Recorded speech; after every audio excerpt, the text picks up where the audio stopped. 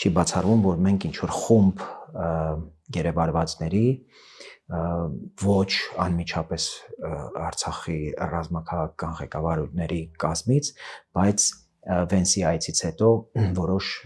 դրական զարգացումներ ունենանք այդ ուղղությամբ եւ կարծում եմ, որ վճիռը նաեւ դրան էր ուղղված։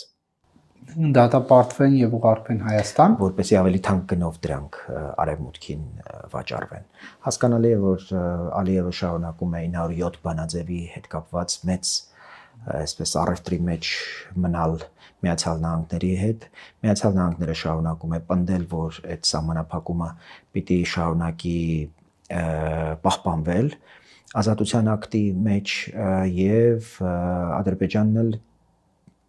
եւ իրենց լոբիստական կառույցները ամեն ինչ անում են, որպեսզի հիմնահատակ կարողանան այդ փոփոխությանը հասնել։ Բայց իրատեսական է, որ Միացյալ Նահանգների փոխնախագահի այցը կարող է դրական անդրադառնալ գերին։ Բայց կարծում եմ, որ Ալիևը պիտի նաև այդպիսի հաշվար կանի, որ եթե Վենսը անձնապես Ալիևին այդ հարցով դիմի, դժվար կլինի Ալիևի համար, օրինակ, այդտեղ